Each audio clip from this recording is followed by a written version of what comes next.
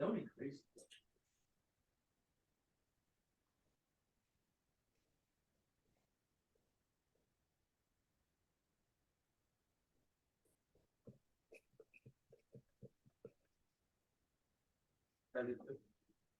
Hey, Boo-Boo.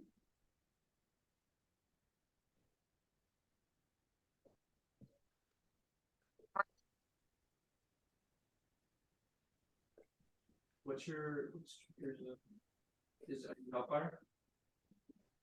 Oh, I don't know how to use it.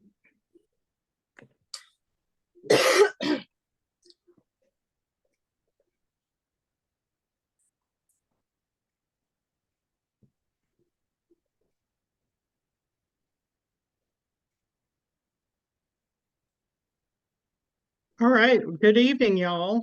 It's 6 o'clock according to my clock, and I want to be respectful of everybody's time. So go ahead and get started. I'm Christy Partee, if we have not met in person. Let's see, I have been teaching this class now for 11 years. It's kind of scary. That's a long time. And all of those times I have taught this module. Part of that is because nobody else wants this module because it has to deal a lot with unions. And most people in Texas just kind of put their hands up and back away when you start talking about unions. But as you see on the screen, if you're taking the PHR or the SHRM CP, this is about 39% of your test. This is the largest chunk out of all the modules. If you're taking one of the senior tests, it's 20%, which is usually the second largest chunk.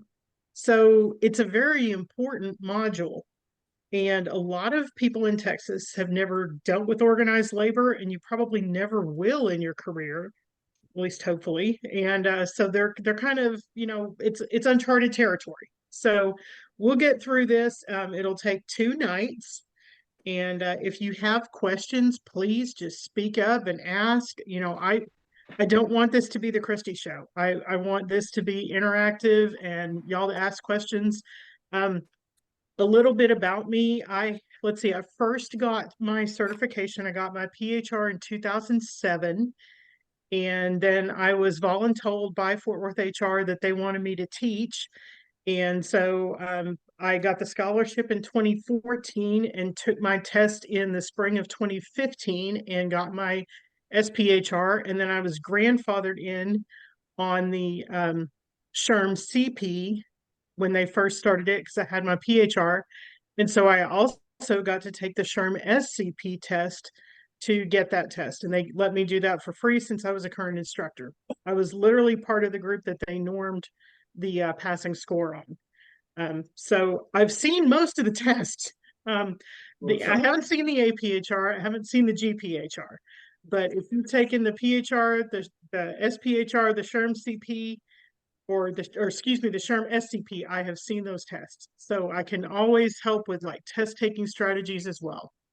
Okay, so please, if you have questions or something, just speak up. I do, like I said, I do want this to be interactive and fun. Okay, so let's see. There we go. There's all the stuff we're going to cover in this module. I'm going to stop at the organizational exit. Risk management will be somebody else. I could teach that, but it ends up being really long. So employee relations. This is what I do every day.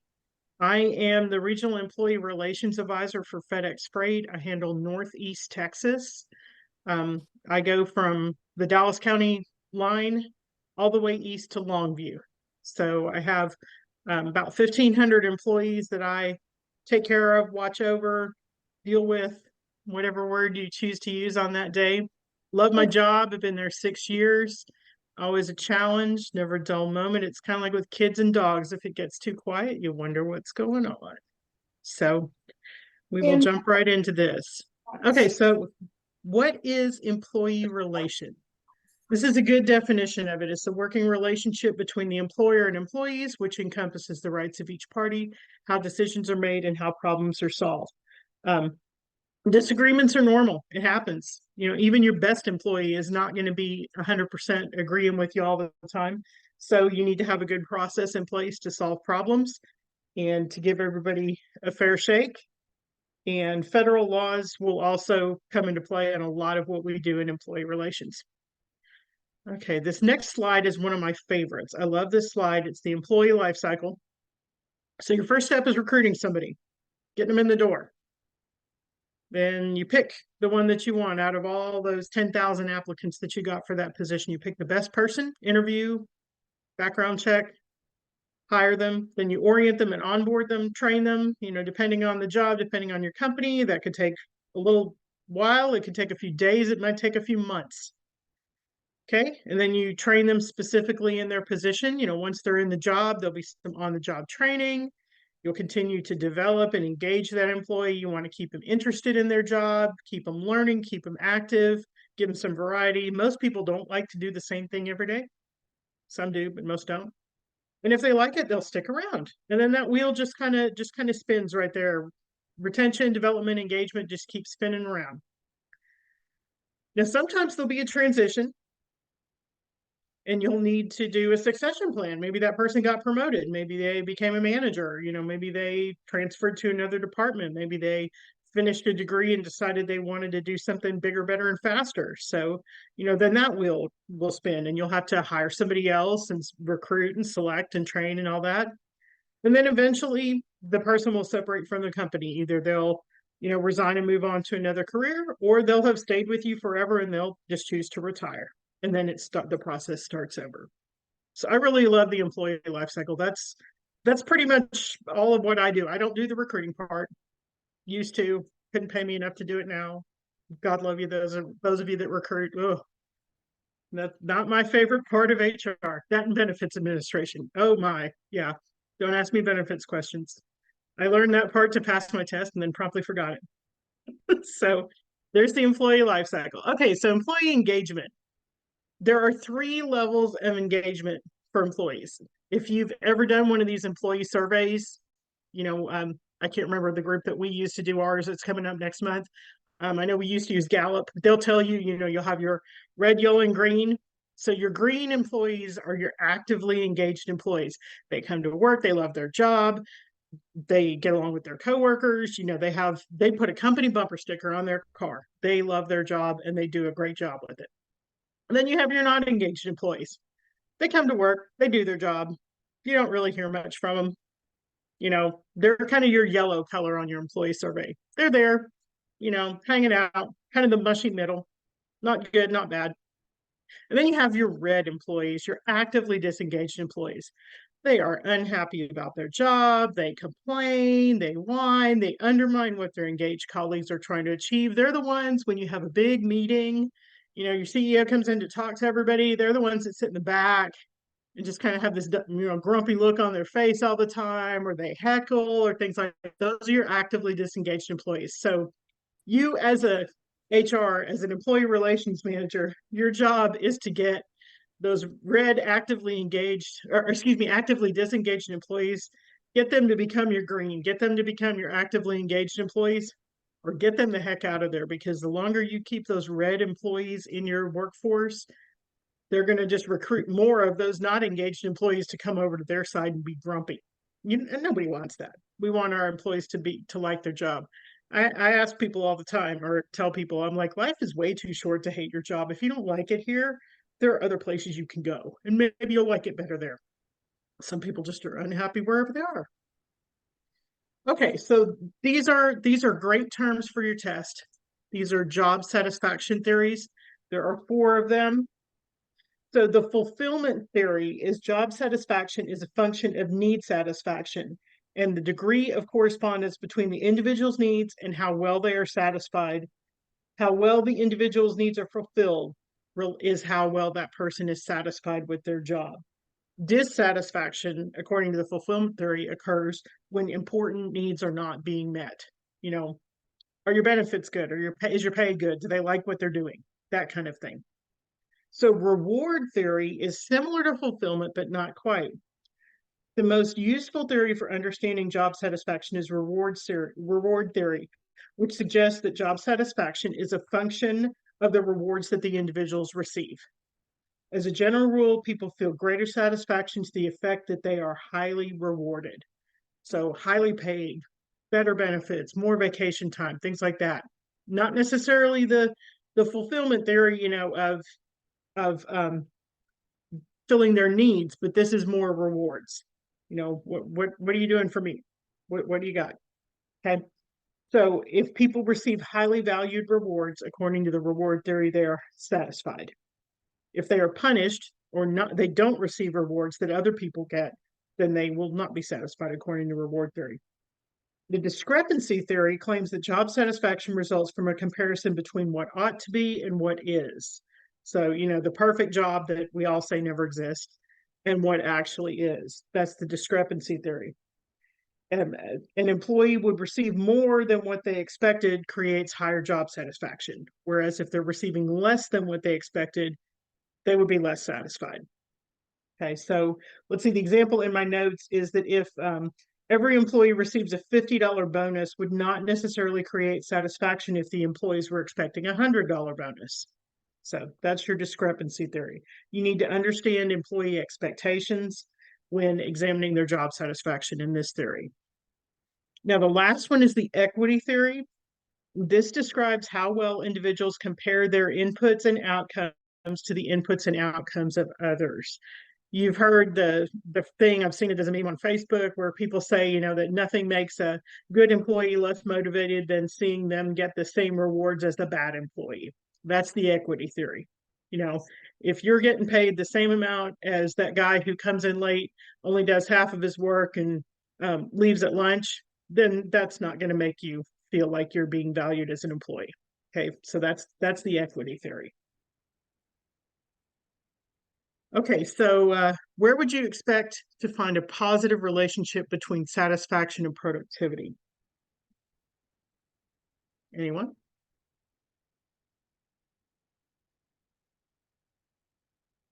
No one? Okay. So both of those things are influenced by the kinds of reinforcement contingencies and reward schedules and rewards expectations of your employees. So if you're positively giving the employees what they want, then they'll be productive. If they feel like they're being well paid, well compensated, treated fairly by their managers, they'll be more productive. And then in the inverse, if they're not being paid well, the manager's a jerk, they hate what they're doing, it's bad working conditions, things like that, that would have a negative relationship. Okay, so like I said, employee engagement surveys. This is something that just about every employer does these days. There's bazillion different vendors out there that will sell you a survey and all the measurement statistical tools to analyze the results, all that. They're almost exclusively done online. Back when I started in HR, scary that I've been around that long. They used to be like paper and pencil, and they were Scantron, and we'd feed them through a machine. But fortunately, they're all done online now. So ours at FedEx, we actually have a QR code that the employees can scan, and they can do their survey on their mobile phone. That's awesome. And like 2 days after the survey ends, we get all these statistics. It's great. So the attitude surveys, the engagement surveys, those are wonderful. It's a great tool to see, where your employees are engagement wise, what they like, what they don't like, what they think you can improve. Exit interviews is another one. I used to work for a hospital system in Fort Worth that it was my job to do exit interviews with all of the exiting employees. We had a very, very low turnover rate. And so it wasn't a lot of people. And we learned a lot of stuff from those exit interviews.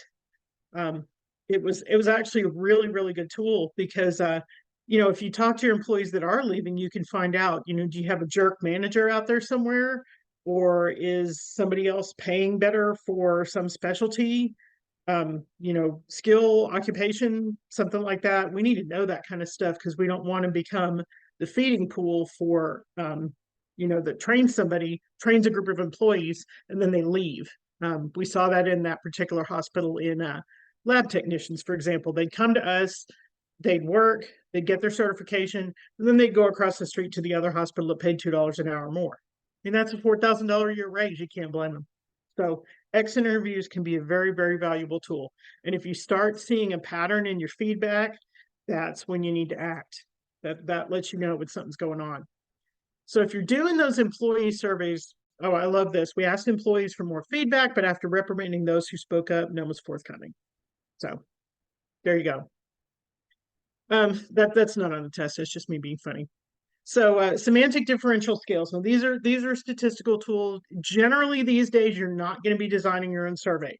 You're going to pay a professional to design it for you, but you still need to know about some survey tools for your test. So semantic differentials, you've probably seen these before on like if you do online surveys or, you take the survey at Kroger about how was your grocery shopping experience today, that kind of thing. So you've got a word on one side that means highly, and a word on the other side that means highly not.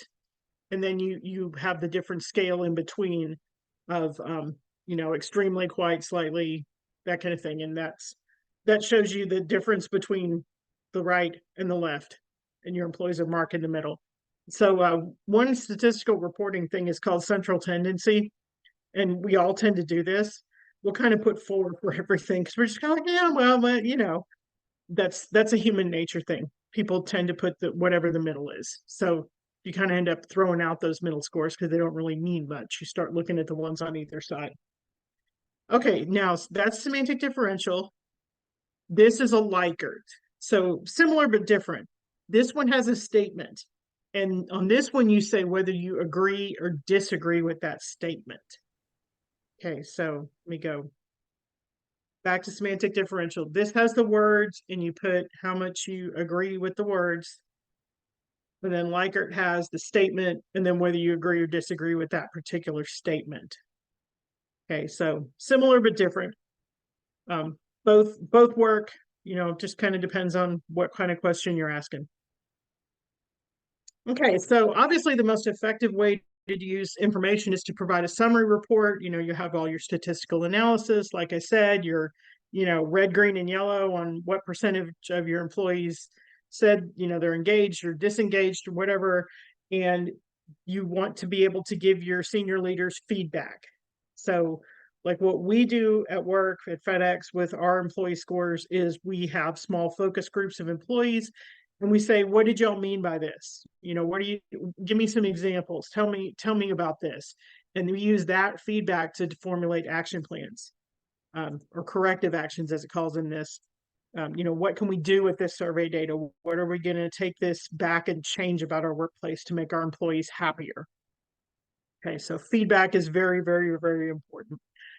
You give your feedback to management, and the management will, like for example, if people say on there that they're really unhappy with your benefits, well, management can say we're going to offer a different dental plan this year, or different vision plan, or something like that, and tell your employees that as a result of this employee survey, we are changing our dental plan, for example. And the employees will say, hey, they listened. Wow, that's awesome. So make sure you close the circle, and don't just give feedback to management, but come back around and give it to your employees as well. Okay, so survey intervention depends on the success of it depends on three factors. Your employees have to have a commitment to each other and the success of the company. They have to be willing to share feelings and participate in the feedback sessions. If you do a round table, everybody just sits there and looks at each other, well, you're not going to get any good information, obviously. Top management needs to support it. Like when I go do roundtables with my employees, I'll have my service center manager in there. And I want to know, and then I'll have him leave, and I'll just sit there and talk with the employees. Well, what do you think about Jim? Is he good? Is he bad? What can he do better? And they'll often tell me stuff that I really need to know. So management support is key. You can do all this cheerleading you like as HR, but if the management doesn't buy in, it's not going to go anywhere. And the questionnaire number 3, the questionnaire itself, you don't write your own questionnaire these days. Like I said, you use a vendor. There's survey design and statistical analysis is a skill unto itself. And, we're not experts in that. So by all means, make sure that your survey is both reliable and valid. Y'all probably talked about that in a previous module, right? Definition of reliability and validity, because they're not the same thing. Okay, some strategies to get your employees more involved at work. So there's usually 4 common goals. These are called quality of work life programs, by the way. That's another term for it, employee involvement or quality of work life. So number 1 is you attempt to create a democratic organization where everybody has a voice. You can only do that so much. I have a service center of 500 employees. A lot of them work at night, over the road truck drivers, things like that. I'm obviously not going to be able to have everybody sit there and give me feedback. So I need to have a few at a time. So, representative democracy, kind of like the United States works. You want to try and share the financial rewards of the organization. Do a bonus program, have some profit sharing, have employees bonuses tied to metrics and goals for the company. Show the employees that what they actually do at work makes a difference. One big thing that we do at FedEx is if we meet our goals for injury-free and accident-free, we have cookouts and we'll feed everybody. And, we tell people all the time that one little minor injury at work, we could feed the entire service center for what we have to pay to treat that employee. So we would much rather that everybody work safely, and we'll have food. And the employees like that. So we're not talking pizza, we're talking like good stuff. So that a cookout day is always a good day at work. And the managers, we all help cook. They usually don't let me help cook, but that's okay. Sometimes they will. Sometimes they'll make something I can. Seek to create greater job security by increasing organizational vitality and furthering employee rights. Give your employees a voice. Seriously.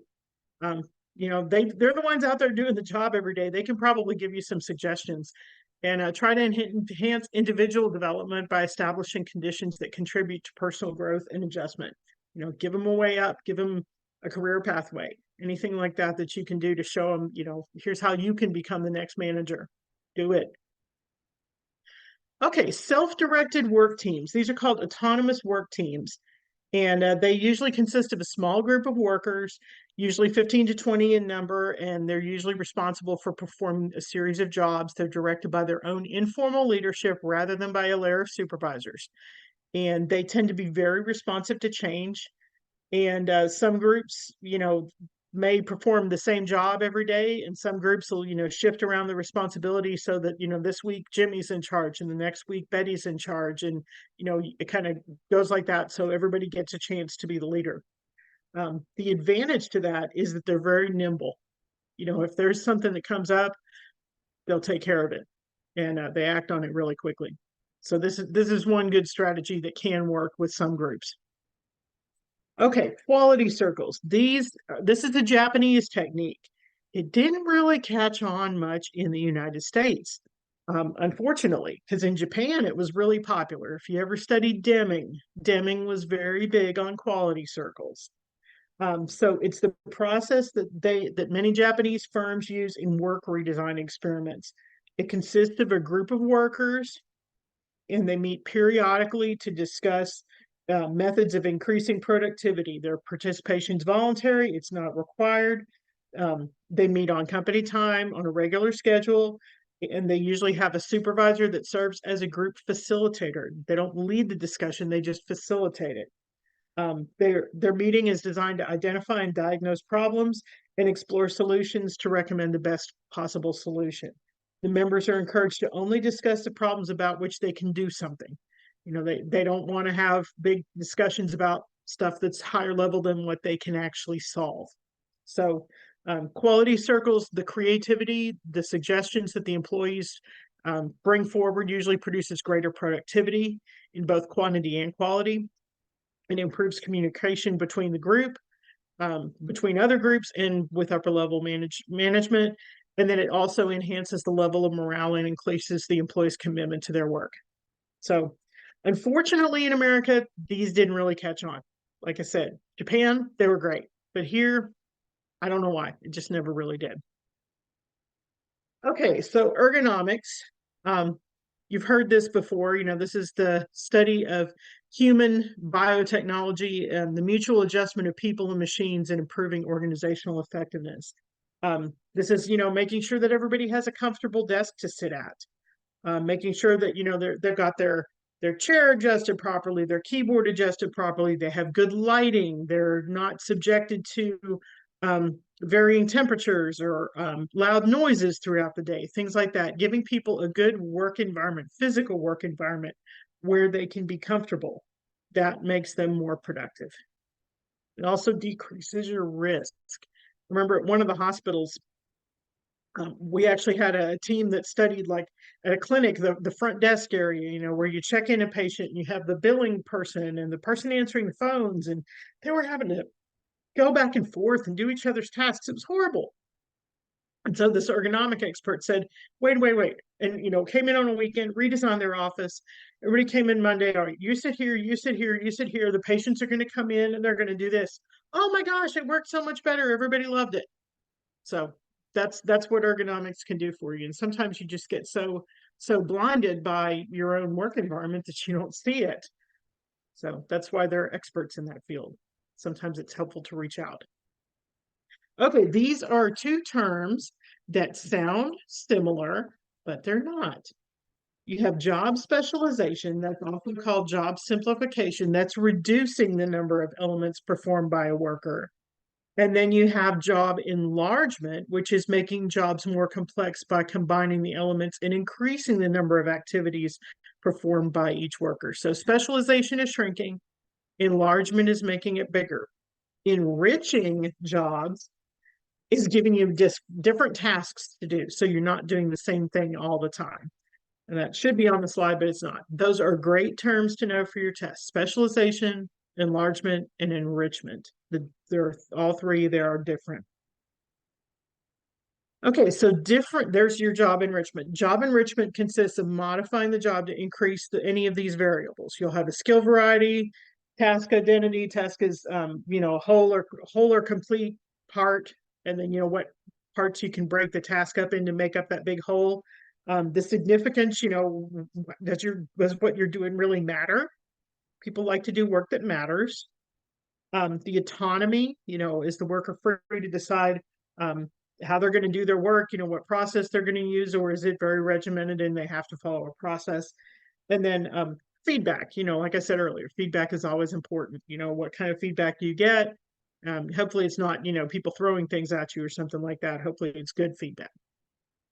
Okay, so there are two types of ownership of a company. We were talking about, things you can do, profit sharing, giving the employees incentives. These are two. An employee stock ownership plan, that is one of the more common ones. That's where employees own shares in the company, just as if they were a stockholder. You went out to your broker and said, I want to buy 100 shares of XYZ company, and you would buy it. So the employee stock ownership plan is that they could buy it through payroll deduction, or they might get a discount or something like that. And they are free to trade their shares as they see fit. Now, an employee stock ownership trust is completely different. That is where the employees form a trust, and money is loaned to the trust by a lending company, and the trust buys the company, and then company profits are used to pay the loans back to the trust. So the shares are owned by the employees, and they're entitled to dispose of it in market value once the shares are distributed. It's very different. It's an actual wholly owned company, not a regular stock program where the shares are publicly traded. So two similar sounding plans, but very different. Okay, participative management. This is another strategy on getting your employees more involved. It allows subordinates to share in managerial decisions, and some companies consider the ideas of workers as very, very essential. Generally, the more productive companies do listen to their workers, and they do want their workers' input. So you want to keep your people informed. You want to invite them to recommend innovative ideas and suggestions. You want to treat them with respect, treat your employees with respect. Should go without saying, but you have to say it, and support them even when they make mistakes. We have a saying at FedEx that we assume positive intent, that even if somebody made a mistake, they were trying to do the right thing. And sometimes it's a little hard in employee relations to assume positive intent, but we do. And we also provide training and development to help people advance. So those are all participative management strategies.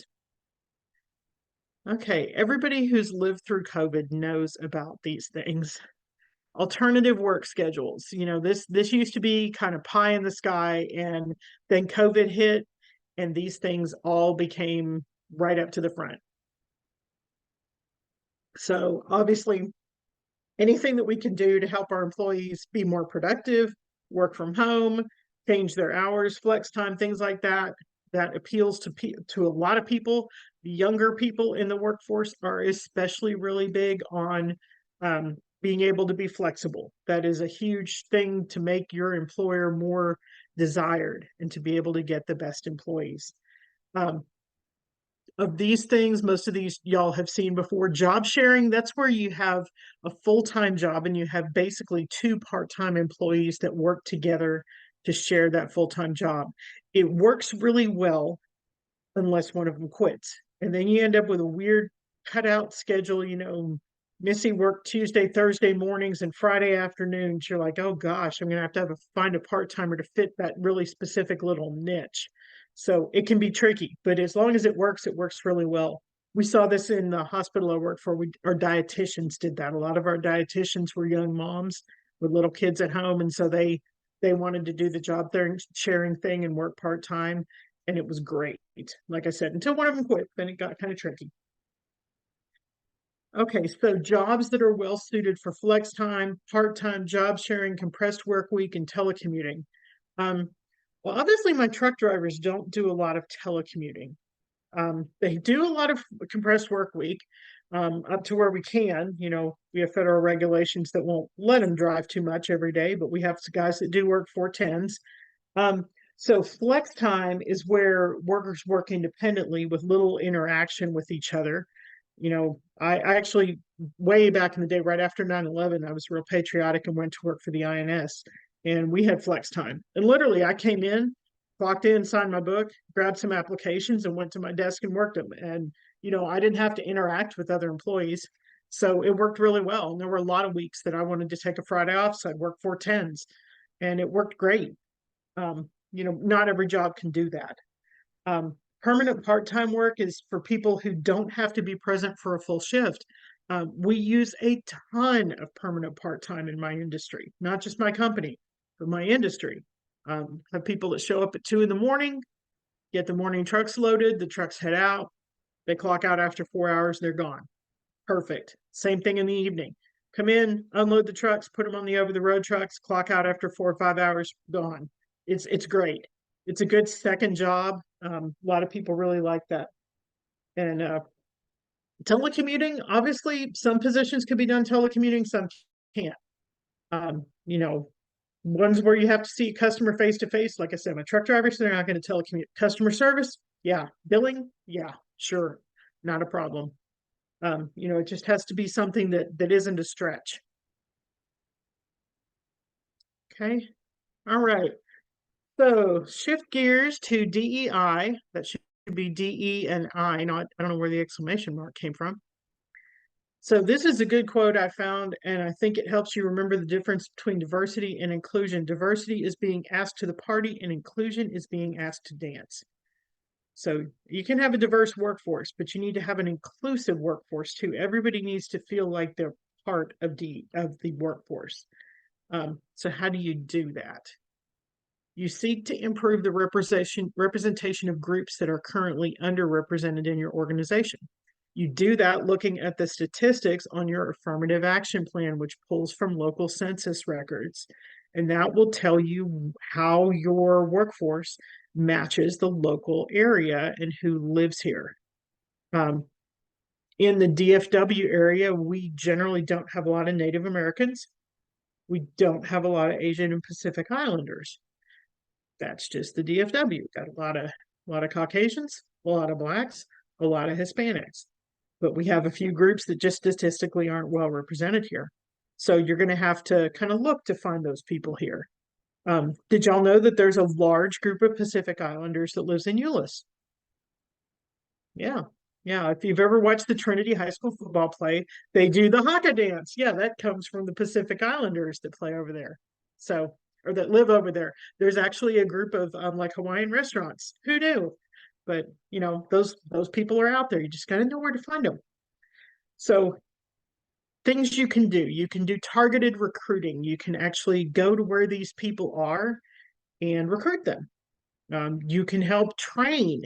I remember when years ago there was a high school in Fort Worth, or one of the Tarrant County colleges, that had training programs to help people do the work that Lockheed uses to build airplanes. It was a very specific type of training that if you went in to TCC, completed that program, you would get a job at Lockheed. So, you know, specific training, job specific training. And then preferential treatment for underrepresented groups, to a point. You know, you want to make sure that people are qualified. Diversity is sought for the sake of diversity with no regard for inclusion. Organizations have lower performance. So you want to make sure that there's inclusion going on too. You know, just because you're bringing somebody in, they need to be included in the workforce. That can be a rather elusive goal.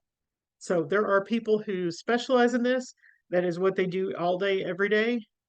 I'm not one of them, but you know, it is a specialized arm of HR.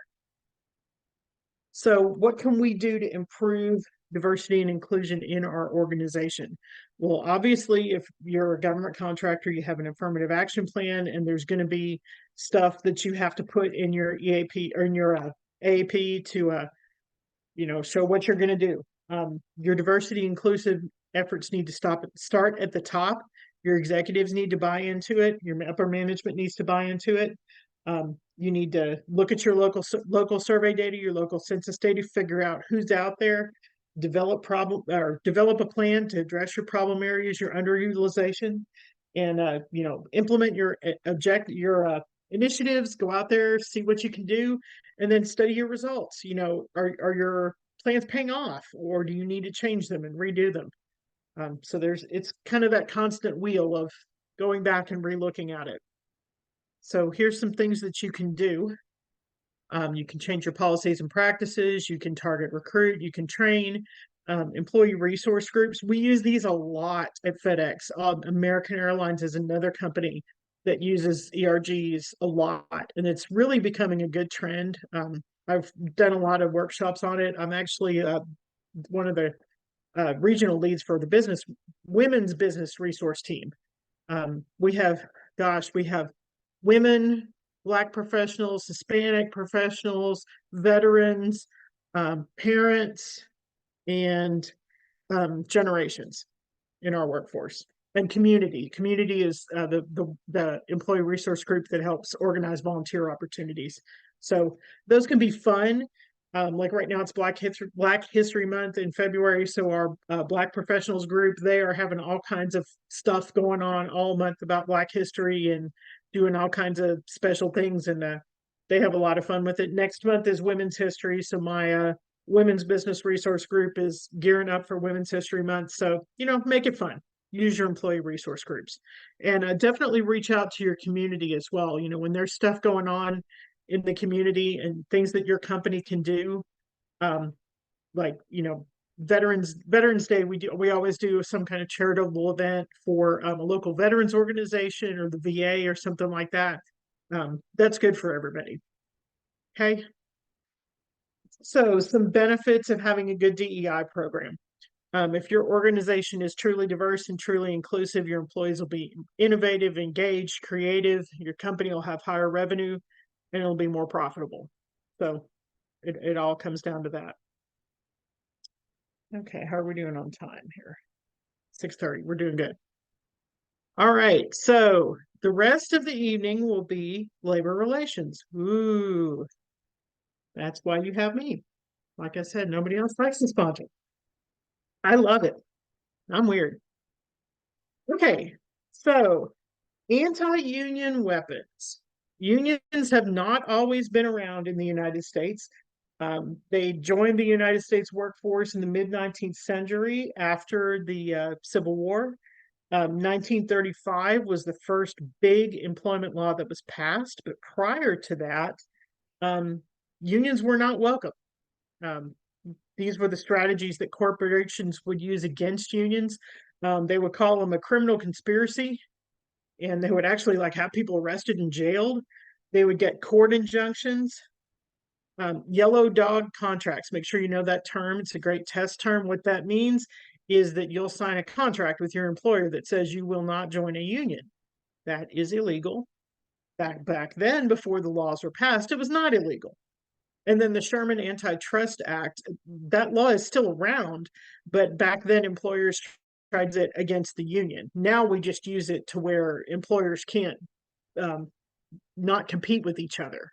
You have to have fair competition. But back then they used it as a labor breaking law as well.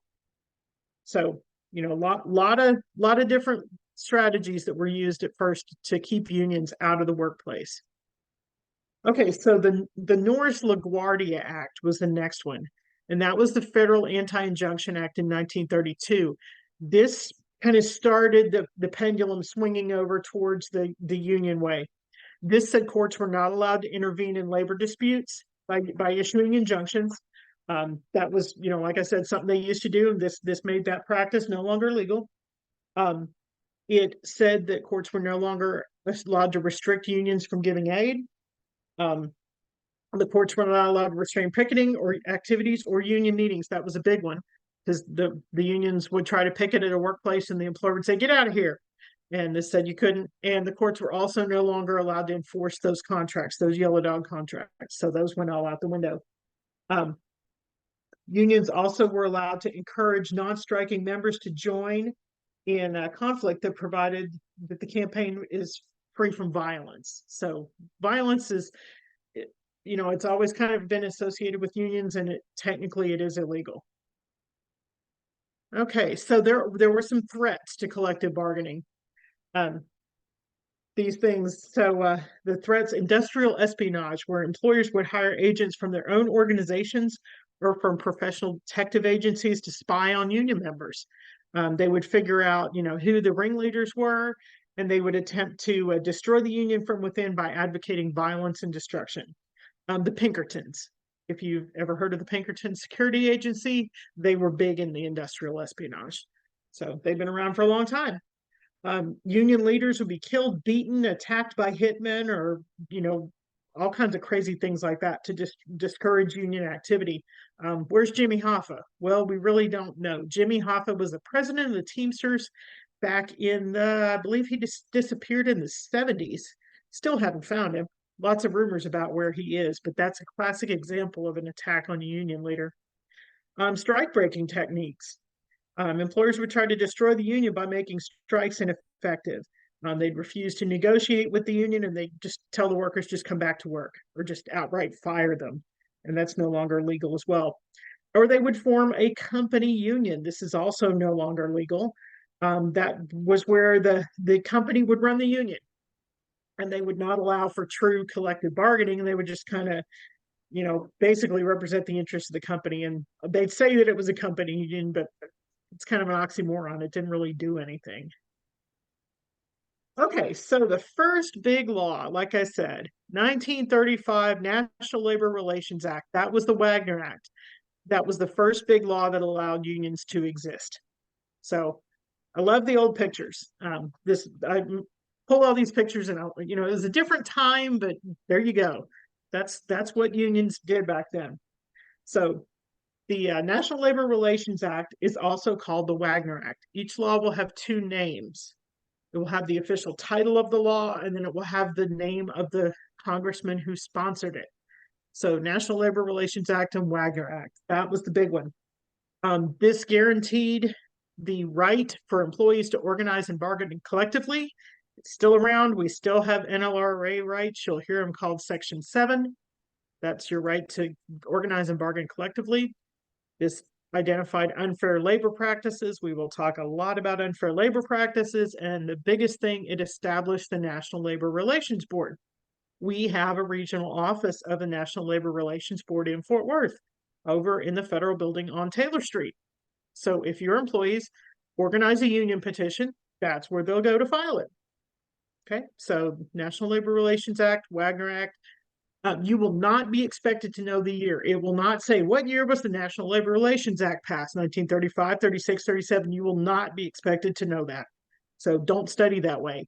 And if you use Pocket Prep, the app with the daily test questions and all that, it will ask you questions in that format. Ignore them because that will not be on the format of your test. Okay, so what is an unfair labor practice? These are big. These can get you fined as an employer. We don't like paying fines, so don't commit these. So employers cannot interfere with, restrain, or coerce employees in the exercise of their rights under Section 7 of the National Labor Relations Act. Employers cannot dominate or interfere with the formation of a union. If there's a union campaign going on, you can't interfere with it. You can't fire the people who are organizing your union. Starbucks has been trying that, and they are getting the crap fined out of them. It's funny because there is a position that was posted for several months online for a I don't remember the term of it, but it was for a labor relations person, the head honcho labor relations at Starbucks. I'm like, yeah, they need somebody in there because they are making all the mistakes. So that's a big one. You cannot interfere with the formation of a labor union. You cannot allow union membership or activity to influence hiring, firing, promotion, or other employment decisions. This is another thing Starbucks did wrong. They found who their organizers were and they fired them. You can't do that. That's an unfair labor practice. You cannot discharge or discriminate against an employee who's filed a charge with the National Labor Relations Board. And you also have to bargain in good faith.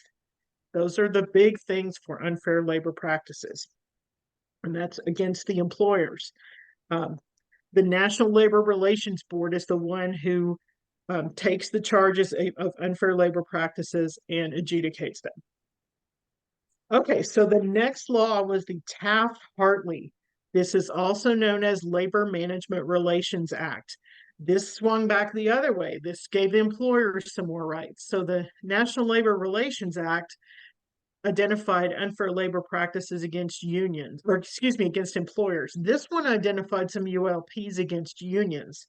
It also enumerated the rights of individual employees, gave employers rights, provided for national emergency strikes, which we'll talk about later, and allowed states to prohibit union shops to become a right-to-work state. Okay, so that's a term that you're going to hear A lot. You'll have employees throw this at you. They'll say, you can't do that to me. This is a right to work state. Yes, it is. I'm not forcing you to join a union to come to work. A lot of people get right to work confused with employment at will. They are two totally different terms. Right to work means that you can't be forced to join a union to work here. Okay, so I pulled this map today because last week we had an earth-shattering development in right to work. This is a super current map. Like I said, I literally pulled it today. Michigan. 3 years ago, Michigan became a right to work state. And that was just earth shattering. Because if you'll notice here, the blue states are your right to work states. The gray ones are ones that it says forced unionism, but they're not right to work. In all the gray states, you can be forced to pay union dues in order to keep your job. Well, Michigan, the long time labor stronghold, because the auto industry is in Michigan, and there used to be a huge steel industry in Michigan, not so much anymore, but the auto industry has been one of the most unionized workforces in the history of our country. 3 years ago, they passed right to work, and everybody was shocked. Well, this year, the Michigan legislature overturned it, and they turned Michigan back into a non-right to work state. It took effect last week. So big earth-shattering thing. Okay, notice, so most of the Northeast, which is called your Rust Belt states, you've got Ohio, Michigan, and Pennsylvania. Those were all your steel towns and your automaking towns and your iron foundries, a lot of heavy industry states. And then you have the left coast, California, Washington, and Oregon. They all do their own thing anyway. So the middle of the country tends to be pretty much right to work. Texas is very much a right to work. All the South is right to work. But know what that means. Right to work means that you cannot be forced to join a union to keep your job. Okay, so right to work comes from Section 14B of Taft-Hartley. So things for and against right to work. Can y'all give me some examples of why it would be good to have right to work and why it would not be good to have right to work?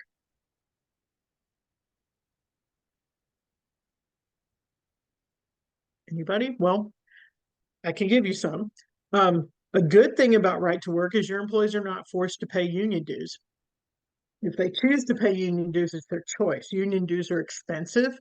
They're usually like 2 hours of pay per week.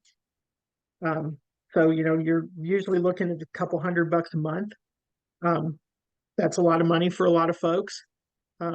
Now, right to work means that you have to deal individually with employees. If you like having a labor contract, when an employee comes in your office, you're like, I want this. When you pull out your labor contract and you've got post-its and tabs and everything on it, and you say, per your labor contract, I can only give you X, Y, and Z, period. I don't have to make a decision. It's in your labor contract. So that is one good thing about a unionized workforce. Pay scales, X, Y, Z, step one, step two, step three. I can't pay you something that's off the scale. Couldn't if I wanted to, can't. So, there are some good things about that. Okay, so Taft-Hartley identified 6 unfair union labor practices. And believe me, they do these things all the time. These are restraining, coercing, or threatening employees who choose not to join a union. In a right to work state, you're not forced to join a union. And it is against the law, it's an unfair labor practice for them to harass employees who choose not to join. Forcing an employer to discriminate against employees who choose not to join a union. For example, you'll have a job posting system and the person with the most seniority gets the job. Oh, but Jimmy's not a union member. Your shop steward comes in and says, Jimmy's not a union member. We really should promote Bobby because Bobby's a union member. No, you as the employer says, no, we're going to go by the labor contract and it says the most senior person gets it and Jimmy's got it by 2 days. He's more senior than Bobby. So that would be an unfair labor practice against your union. Failure to bargain in good faith. A secondary boycott. What that is a strike against a supplier or customer. If that supplier or customer is having trouble with their union, maybe the union's on strike or picketing or something like that, and your employees refuse to make deliveries or ship orders to that supplier or customer, that's called a secondary boycott, and that is an unfair labor practice. Feather bedding, that is making the employer pay for services that are not needed.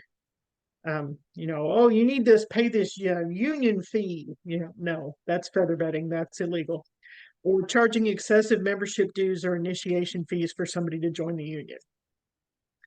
Okay, I see there was a question in the chat. Oh, hey, go Trojans. Yeah, awesome. I should have kept an eye on the chat. Yep. Okay, so page down. There. Okay, the next law. Landrum Griffin. This was the Labor Management Reporting and Disclosure Act, LMRDA. This regulates the internal conduct of labor unions. 5 major areas. It gives a Bill of Rights for union members. It says that unions do report to the Secretary of Labor. It establishes union trusteeship, regulates the conduct of union elections, that's in their internal union elections, and it also puts some financial safeguards in. Basically, the unions had kind of gone out of control, and this law reined them back. For example, like if a union local, so the way that your union organization works, you'll have the national organization, and then you'll have a state organization, then you'll have locals, and each local is like the Dallas group, the Fort Worth group, the Sherman group, whatever. But if a local gets out of control financially, the national union can come in and take it over and replace their leadership. And for example, this provides for that, so that if unions start embezzling funds or abusing the trust of their leadership, that there are provisions for the leadership to be replaced.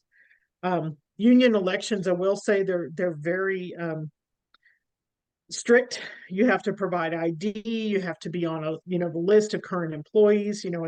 It's more strict than national elections. It's kind of crazy.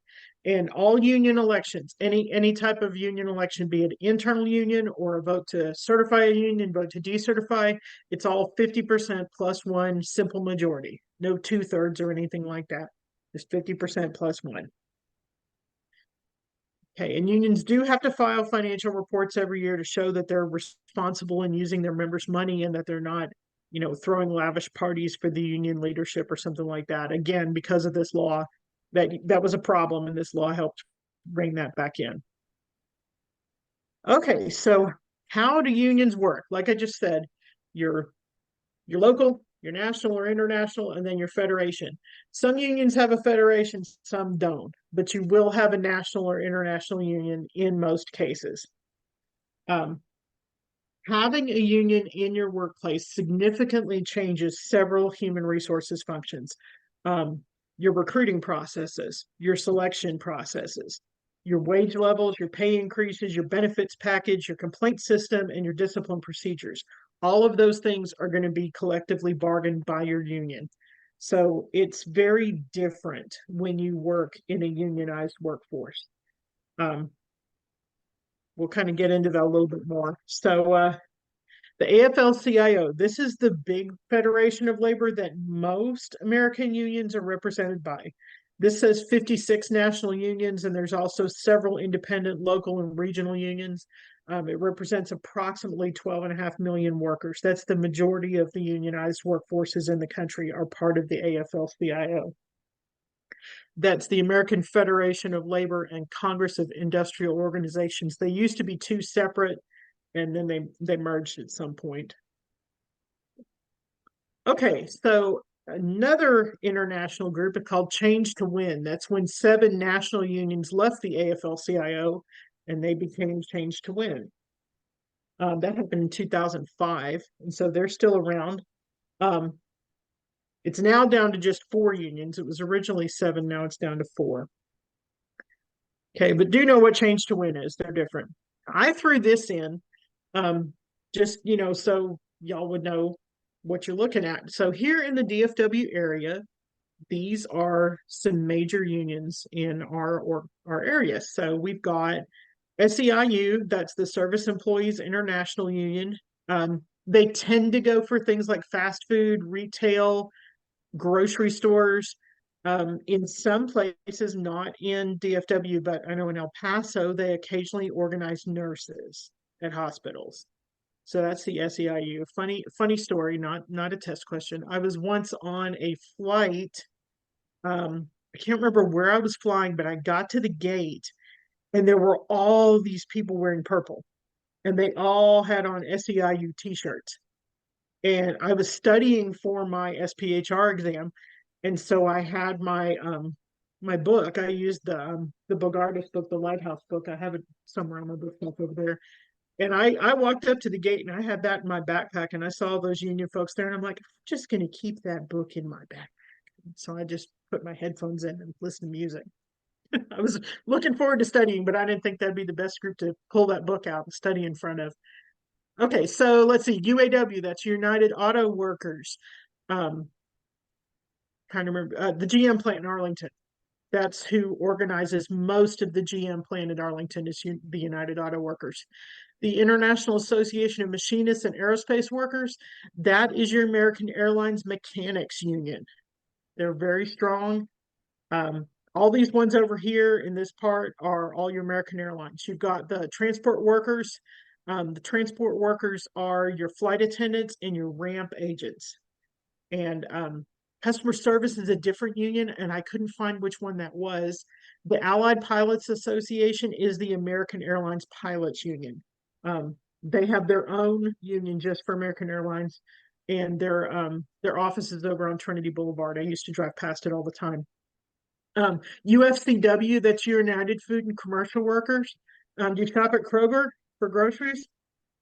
Next time you walk in a Kroger store, look on the door as you walk in the second set of doors, and more than likely it's represented by the United Food and Commercial Workers. All the Kroger stores are. Their headquarters for the area is over in Grapevine. This is my nemesis. This is the Teamsters Freight Division. They have two offices in the Dallas area. One is off of C.F. Hahn in Pleasant Grove, and the other one is down in Forest Hill in Fort Worth. I work for a non-union employer, and we're proud to be that way.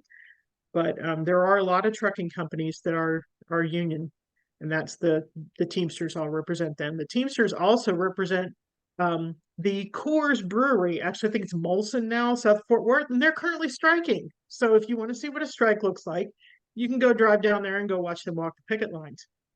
There you go. Yeah, and just avoid I-35 because it caused a massive delay today at like 3:30 in the afternoon.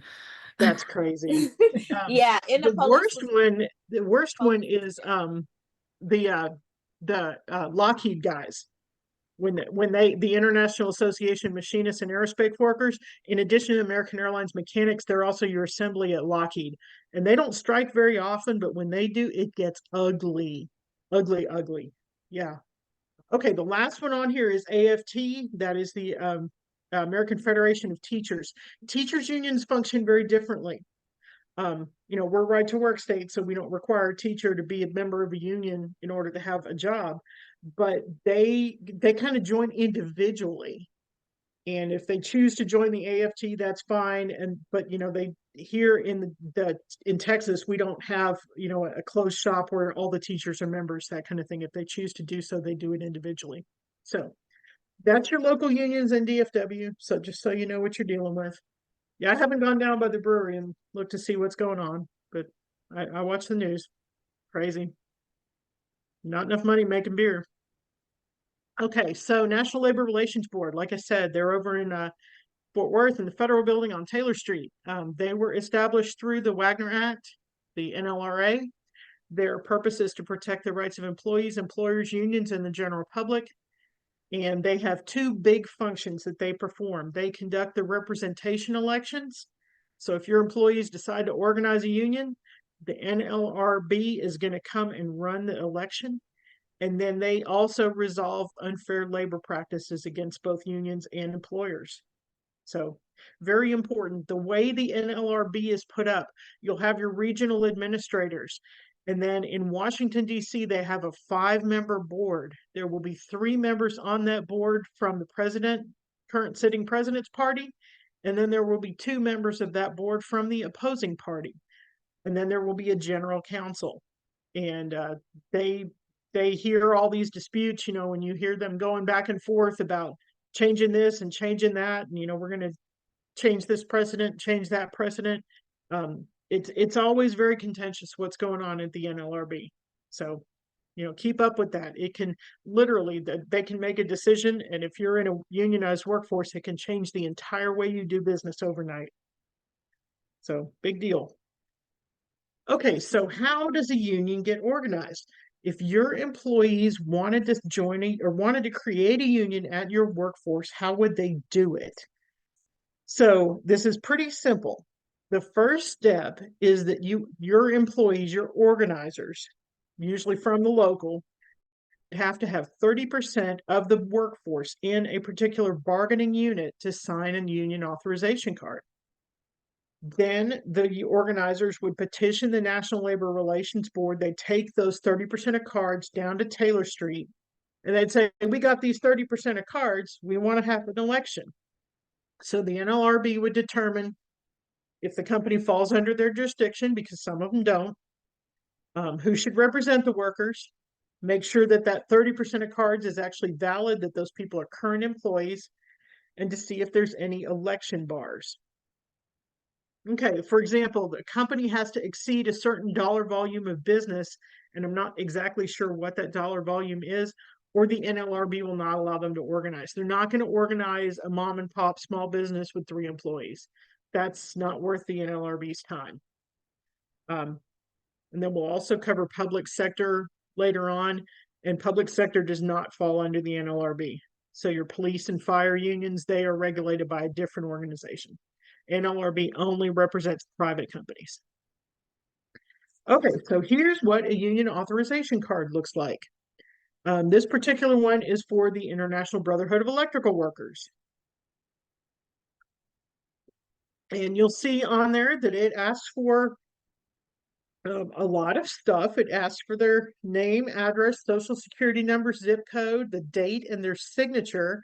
And it says up there that this authorization is non-expiring, binding, and valid until such time as I submit a written revocation. So, the unions will tell employees, oh, this just says you're interested in joining a union. No, it's a legal document, and you're authorizing the union to represent you. So this is very, very much a legal document. One scare tactic that unions love to do is they will leave some blank union authorization cards, like in a break room or somewhere, just for the employers to find it. And it'll scare the crap out of you. You walk in there and there's, Teamsters cards or something. You're like, huh? Freaking out. And but that's what they are. That's what they look like. They're usually like a 4x6 type card, and it'll have the name of the union on it. So they have to get 30% of your workforce to sign these cards before the NLRB will even talk to them. Okay, so they get the card signed, they take it down, the NLRB says, yep, you're good, you got 35% or whatever. So the NLRB will certify a union if only one of these 3 things. The election, an election in your workforce, simple majority, 50% plus 1. Or if you commit so many bad, unfair labor practices that the NLRB recognizes the union as a remedy for your bad behavior during the organizing campaign. That doesn't happen very often. Generally, employers are smarter than that, although Starbucks, my gosh, Starbucks. There are some that come pretty close. Or the employer can choose to voluntarily recognize a union rather than go through the union organizing campaign, which can be very divisive and can literally rip a workforce apart. Some employers will voluntarily recognize a union and say, all right, we'll let you have your union. So those are 3 ways that you can get a union in your workplace. Okay, so if they go through the election, like I said, they take those cards down, file a petition with the NLRB. NLRB verifies the card, says, yep, you got 35%, we're going to have an election.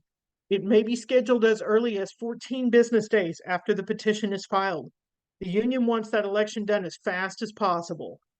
They're going to strike while the iron is hot. They want to get it over and get it done. The employer wants to drag it out as long as we can so that we can educate our employees about, be careful what you're signing, be careful what you wish for. This might not be what you really want. But so that's how that works. Within 5 business days after the election is scheduled, the employer must supply to the NLRB and to the union the names, addresses, job classifications, work locations, and shifts of known employees that are eligible to vote. That is known as the Excelsior list. It's a great term for tests. The Excelsior list. That's named for a company. It was the Excelsior Underwear Company.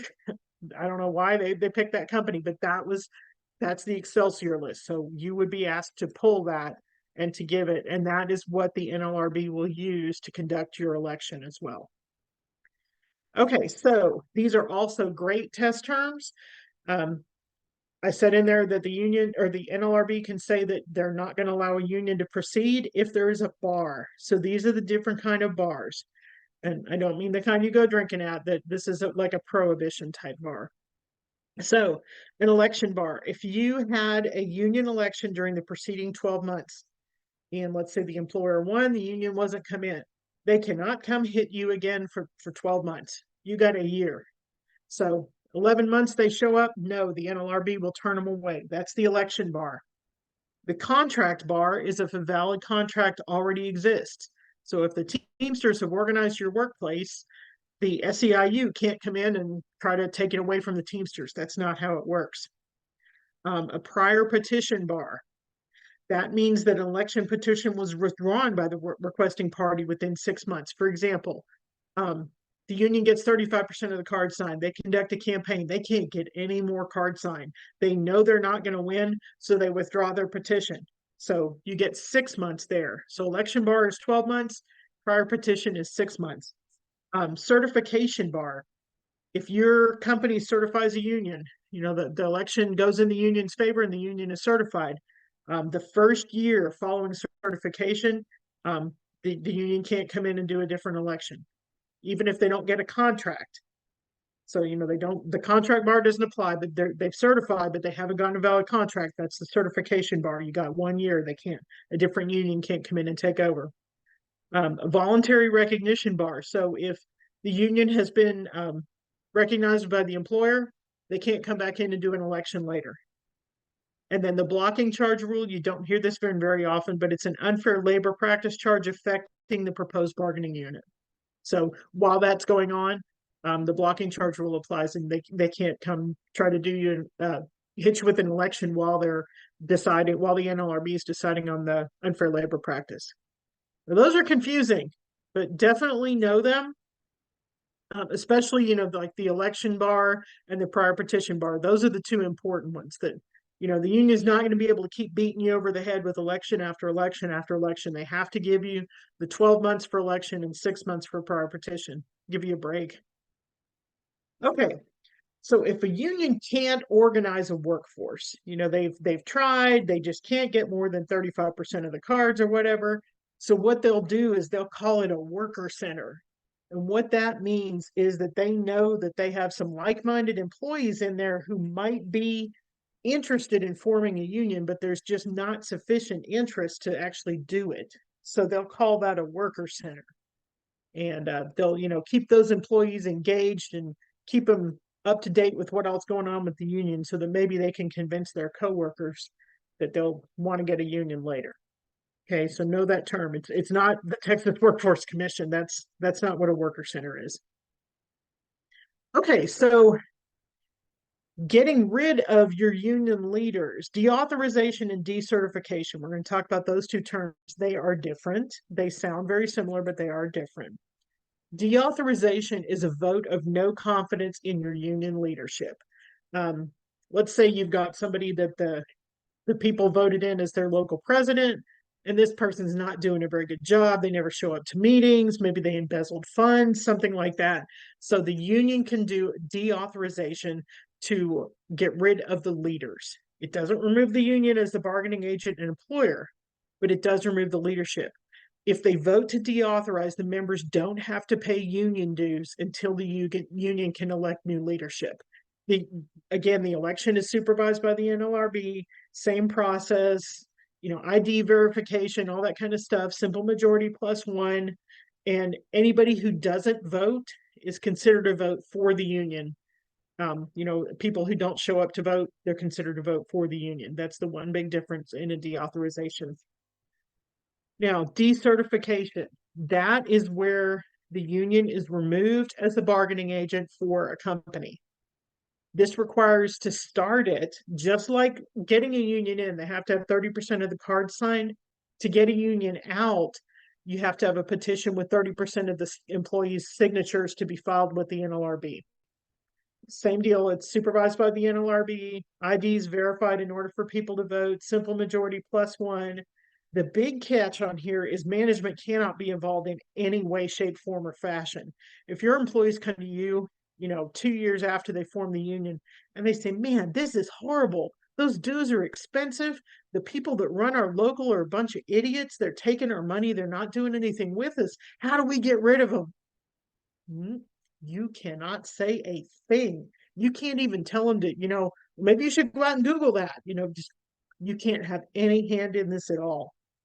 And it's hard. It's hard, because I've seen it where, employees vote in a union and literally they get them in there and they say, they're idiots. They're not representing me well. This isn't what I pay money for. I want to get these people out.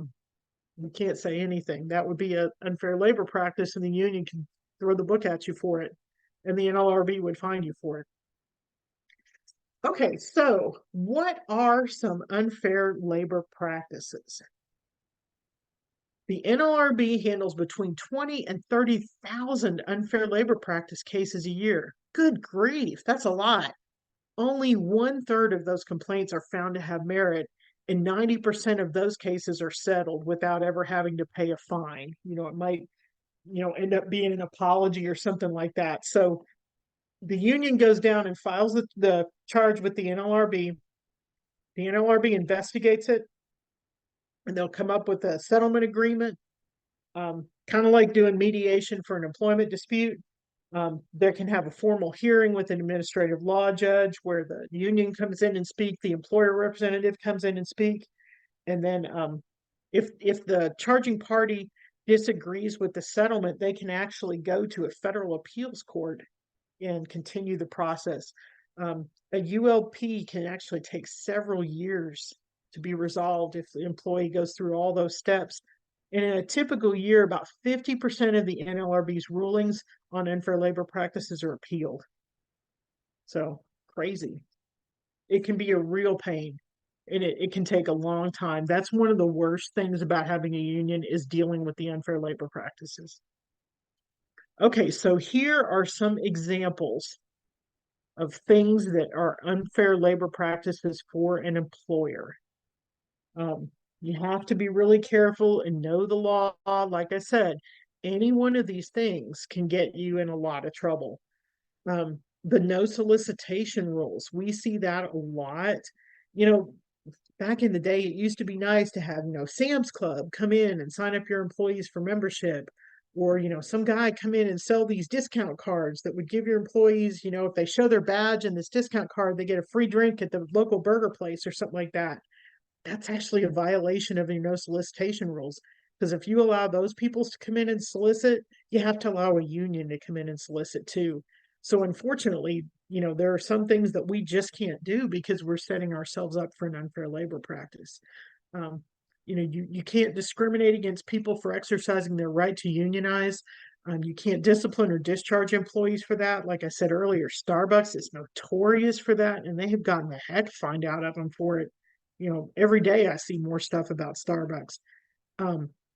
You can't restrict your employees' activity. You can't surveil your employees. There's just a lot of stuff that is unfair labor practices, but that's kind of the laundry list. Okay, so prior to the passage of the Wagner Act, remember I mentioned company unions. Companies would form these, unions, but they weren't really. It was more like, a company trying to say it had a union, but it really didn't. It really functioned to support the company, not to give the workers any rights. So these two things made it unlawful for an employer to have any hand in a union, a labor union. It's an unfair labor practice for an employer to dominate or interfere with the formation of any labor organization or to contribute financially to the support of it.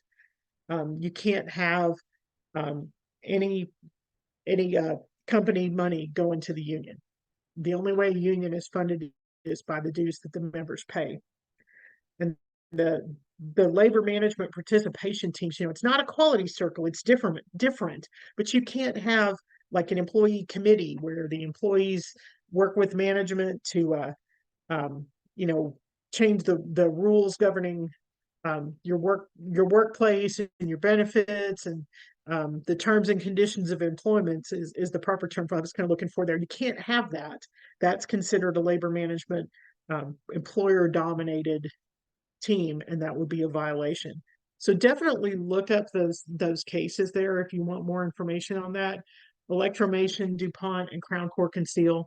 Those are all in the case notes, and they're all really good examples of that. I did pull these off the internet. These are good little ways to help you remember things that are unfair labor practices. Tips. That's threaten, interrogate, promise, and surveil or spy. You can't do these things. You can't threaten your employees because of their support of a union. It's illegal to question employees about their alignment with union messages or ask them about their peers. You can't make promises or grant special favors for benefits in exchange for an employee supporting the company instead of the union. And it's illegal to engage in any surveillance or spy on union activity. The example that I give there is, if you know that the union's going to meet down at the bowling alley, you can't go sit in the parking lot and see which employees show up. So those are all employer side unfair labor practices. So what can you do that's not an unfair labor practice? It is perfectly legal to share publicly available facts from the National Labor Relations Act, the website unionfacts.com, or any other reputable source. And unionfacts.com is actually really cool. You can go out there and you can see how many unfair labor practices a union has been hit with. You can see their membership, their money, all kinds of stuff. It's a very informative website. Criminal convictions of union leadership. Yeah, go look at the Teamsters. My gosh. All that stuff is out there. It's public knowledge. It is perfectly legal for you to share your opinion, why you feel that a union is not needed for employees at your work site. And it is also perfectly legal for you to give examples and stories of people about why a union might not be the right choice. One of the examples that I give is that if the union strikes, one of the first things that an employer does, and they're perfectly within their rights to do it, is they cut off their medical insurance of the employees who are standing out there on the picket line. They're not working. Why should you keep their medical insurance? This happens just about every time there's a strike. I expect if the brewery strike goes any longer, we'll see it. Somebody's wife is having cancer treatments or high risk pregnancy or something like that. They have no insurance, and that's because the union striking. That is an example of what happens when you have a union. Okay, so unfair labor practices and strikes. Let's see, what time is it? Do y'all need a break? Anybody? Yeah? Ye- Me yes. too. I'm running out of water. Okay, let's take 5 minutes. It's 7:20, so we'll come back at 7:25.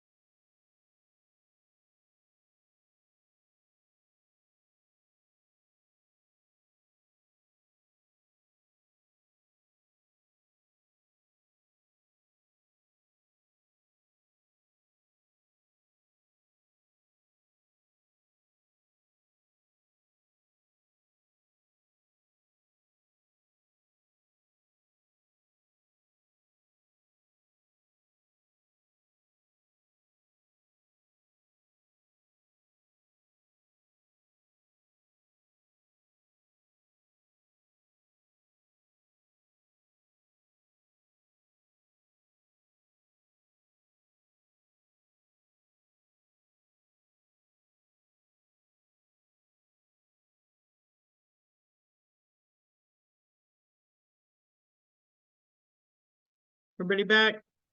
Okay. All right, union unfair labor practices and strikes. So the good, the bad, and the ugly. So unions are, what restrictions are placed on unions and why is there a need to restrict their activities? Above all, unions are required to bargain in good faith with employers. They can't discriminate against employees who don't choose to join, at least in a right to work state, in the same way that the employers can't discriminate against employees who are union members.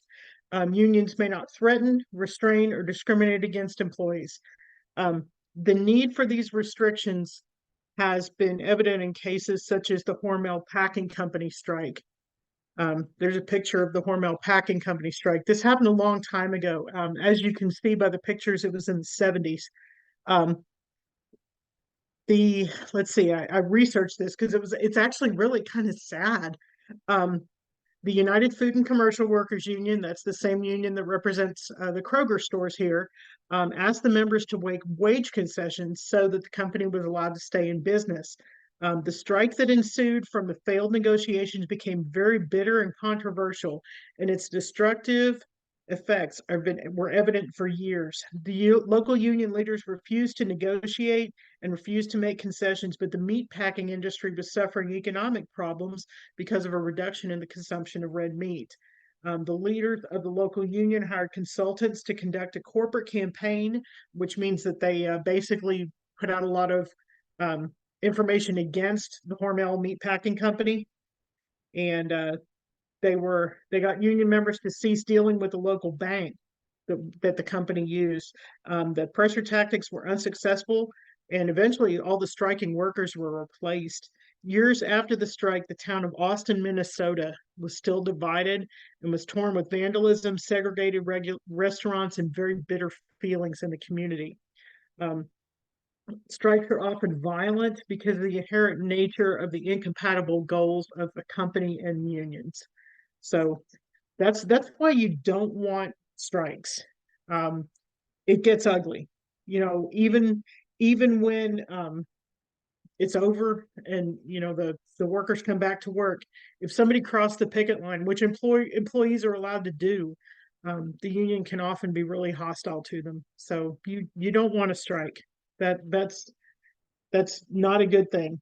They'll use a lot of the union will use a lot of psychological pressure on strike breaking employees, and it's really detrimental to your workforce. Okay, so unions have to bargain in good faith. What does that mean? You'll hear that term all the time in several of the laws. It says they have to bargain in good faith. So both parties have to be willing to meet at a reasonable time in a reasonable place to discuss their bargaining issues. They have to make a serious attempt to adjust to differences and to reach common ground. They can't reject the other party's proposal without offering a counter proposal. And they can't constantly keep changing their position. They have to pick a consistent position and maintain it. They can't be evasive.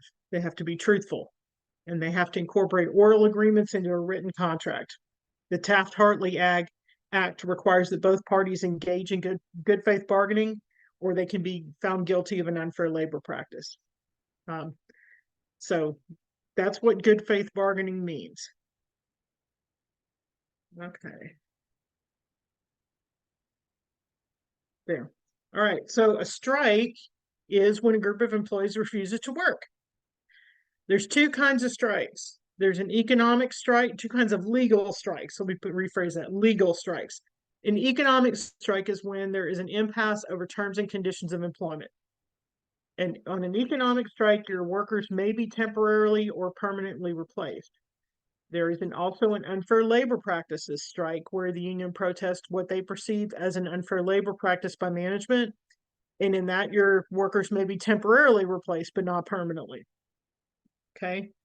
So when a union goes on strike, the strikers may receive compensation from their union or from sympathetic other unions. They cannot receive unemployment. Why is that? It's because they're choosing not to work. They can legally cross the picket line. They could come to work if they want to, but they're choosing not to work. That's why they're not eligible for unemployment. That's also why employers will cut off their benefits. They're choosing not to come to work. Workers can strike to support another union, and you'll see that. And they can honor picket lines by refusing to work with or deliver to an employer that's currently on strike with their union. But that's their choice, and you don't have to pay them if they choose to do that. Any employees, union or non-union, can strike to protest unsafe working conditions. That's part of their rights under Section 7 of the National Labor Relations Act. But only about unfair working conditions, or excuse me, unsafe working conditions. That's the kind of OSHA stuff. Not, they don't like the pay or they don't like the dental plan. No, true unsafe working conditions. Okay, strikes that are illegal. So a wildcat strike, what that means is that this is action taken by the workers without the union leadership's authorization, support, or approval. Bunch of guys sitting around the break room, they say, man, we ought to go on a strike. Yeah. And they just run out and, go make some signs and go stand on the curb. That's a wildcat strike, and that's illegal. You can't do that. There's a process that the union has to work through in order to have a strike authorized. And the employer has to be given notice. There's rules about strikes. You can't just decide to go on strike. It doesn't work that way. A jurisdictional strike, that is refusal to work by a union to assert its members' right to particular job assignments and to protest assignment of disputed work to non-union workers. If you had part of your workforce that is organized and part that is not, and the union perceived that the employer was offering work to the non-bargaining unit, non-organized workforce that should be offered to the union workforce, that's a jurisdictional strike, and that's not legal. The employer is allowed to divide up its workforce as it sees fit. Certification strikes, that's a strike to force an employer to voluntarily recognize a union. That's also illegal. Any picket line that threatens violence or that is violence is illegal. If you ever read back about the old Screen Actors Guild strike that President Reagan was involved in, they were actually, the union would shoot at the bus. They had a bus that would take workers that wanted to break the strike into the movie studios every day to work. And most of the people that rode the bus in to go to work would hide and, hunker down. And Reagan would stand up at the front of the bus and he would say, I don't care if they see me. Well, then they started shooting at the bus. So that's not legal. You can also look up, there was a trucking company that no longer exists called Overnite, Overnite. And they were notorious for standing on overpasses and throwing bricks at the trucks as they drove by, and it would break out the windshield and hit the drivers. That's very illegal. That's dangerous. People died. So any strike that violent or threatens violence is illegal. Now, taking a trash can out there and burning some wood in it to stay warm, that's not violent. That's legal. Mass picketing is illegal if it blocks the way of those trying to enter or exit the company, disrupts traffic, or is threatening and unruly. Strikers have to stay on the sidewalk. They can't go to the street. They can't go on company property. So they're restricted to the sidewalk. That's it. They can't take over your parking lot. They can't block traffic. Any employee who wishes to cross the picket line cannot be prevented from doing so. So, if your employee wants to continue to come to work and you have work available for that employee, even though all of their coworkers are out picketing, they can come to work. Okay. All right. So what do you do as an employer if your union, your contract talks have broken down, your union is just really at odds? What do? You got a lot of stuff to help the company prepare for.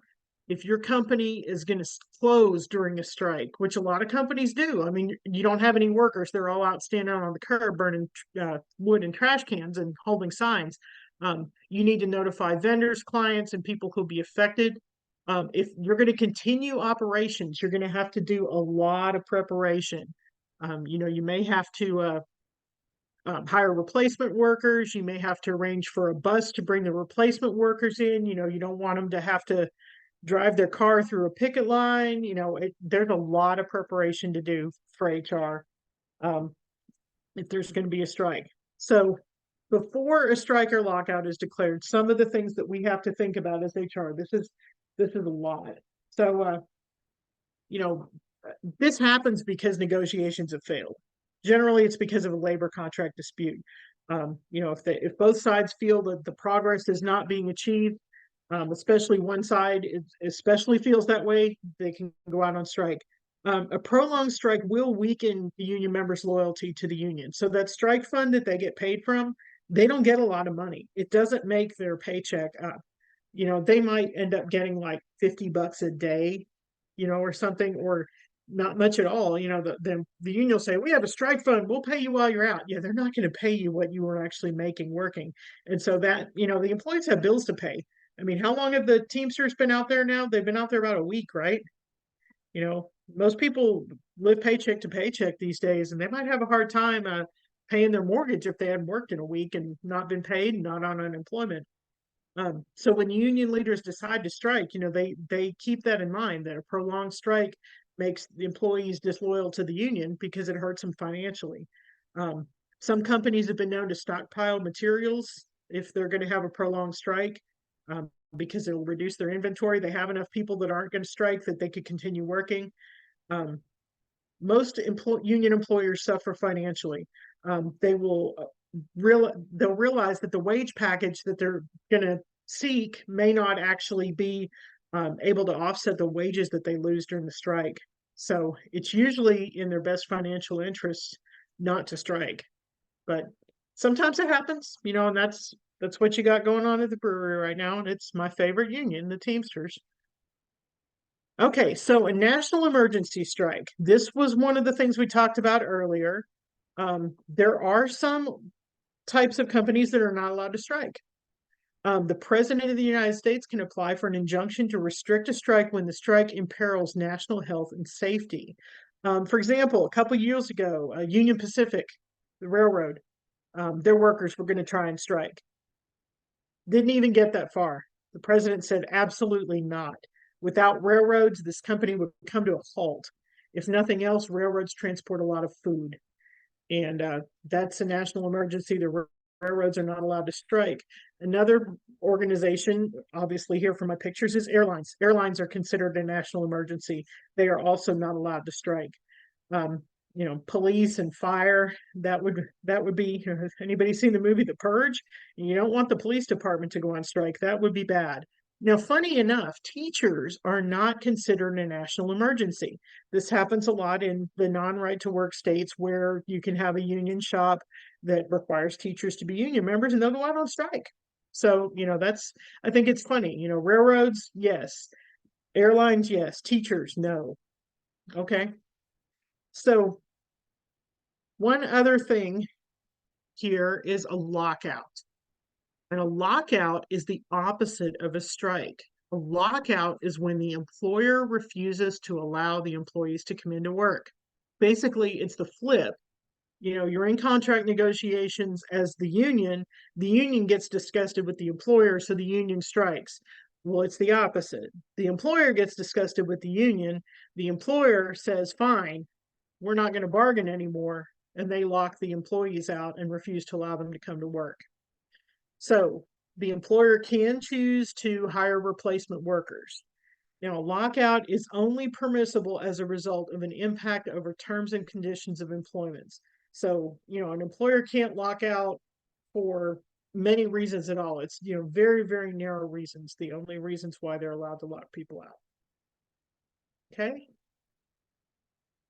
And I did not realize that we had gotten as far as we had, but we are halfway. So there you go. Yay. That's my stop sign. Does anybody have any questions about what we covered tonight? Anybody? Anybody? So if you do, you know, hit me up on email or have them ready for next time. Since it's only 7:40, I will give you a few test taking tips because there's actually a little bit more material next time, but this is a good place to break in. Okay, so you're all going to take this test online. They haven't done the paper and pencil test since even when I took it. The way that I like to do these tests, let me stop the screen share too. There's no point in making y'all sit there and look at that. Okay, the way that I like to do these tests is a few things to note. What you wear is important. Now, they're going to keep the room a normal temperature. You're not going to sit in there and freeze, but trust me, don't wear pants with pockets because every time that you enter and leave the test room, you're going to have to turn the pockets out and they're going to wand you with a metal detector if you're taking it at a testing center. So you don't want pockets. They give you a time limit. I believe it's 2.5 hours. I could be wrong. It's been a while since I took it. That clock, as soon as you hit go, that clock starts and it does not stop. So if you take a break to go use the restroom or whatever, that clock is still running. So just be cognizant of that. Be aware. So the way that I take these kind of tests is I go through and I answer all the questions that I know the answer to right away. I do them first. I call it, hitting softballs. Get all the softballs out of the way. Get the easy answers, the ones you know. Oh, yes, I know what the Excelsior list is. Check. That is, the list that's provided to employers with all the employees' information. Easy. Get all those easy ones out of the way. You have the ability to mark a question if you want to come back to it. So, if answer what you can, mark the ones that you can't. And then, if you need to get up, go walk around, go get a drink of water, take a break, whatever you need to do, then come back and start working on those harder questions. You don't want to hit the harder questions immediately because you could get stuck on something and use up way too much time. You need to answer all the questions. It's in your best interest to answer all the questions because you get points for everything that you get right. So you want to answer them all. So like I said, get the easy ones out of the way, mark the ones that you can't answer, then go back. There is a calculator that you can use on the computer. You don't have to do math in your head. Trust me, I would not have passed if I had to do math in my head. I'm horrible at it.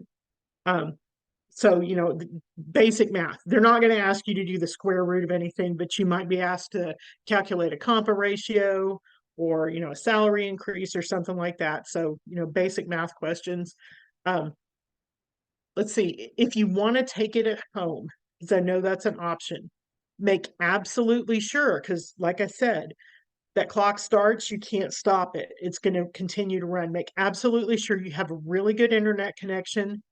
All your kids, all your pets, all your spouses, your cell phone, whatever is turned off, put away, out of the house, so you don't have any potential distractions. The good thing about going to a testing center is that they control that environment for you. So if you have really annoying cats or kids or whatever, you might help yourself by choosing the testing center and not even having that potential to distract yourself. If you do go to a testing center, you are allowed to bring earplugs. They give you headphones that you can wear. I personally don't like them because they get caught in my hair. I'd rather have earplugs. So if you want to bring the foam earplugs, you can. You can't have earplugs with a string. I don't know why. That was their rule. I brought earplugs with a string and they said, no, you can't have those. So I ended up not using earplugs, but it was fine. You're not allowed to wear a watch. Anything that would beep, you can't have on it. So no clothes with pockets, no watches.